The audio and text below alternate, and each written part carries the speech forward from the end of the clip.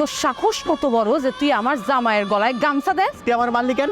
আমি আমার 15 টাকা নিতে আইছি, আমার টাকা দে। তোর টাকা জোগাড় করতে গেছিলাম, এই নে তোর টাকা।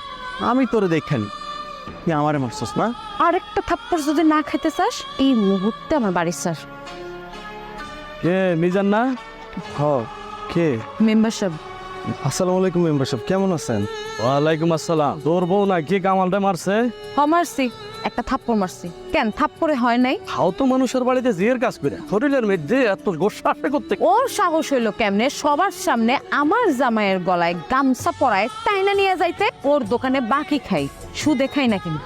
আমার গ্রামের একটা আইন কানুন আছে, আমার গ্রামে থাকতে হইলে আইন কানুন মাইনা চলতে হইবে। আমরা গ্রামে আছে কি লাগা মুড়ি খাইতে আমার কাছে বিছা না দিয়া তুমি নিজ হাতে আইন তুলে নিবা, এটা তো হইতে পারে না। আমার বউ ভুল করে লেছে, আপনি আমার বউরে মাফ করে দেন। আমি কোনো ভুল করিনি, আমি যা করছি ঠিকই করছি।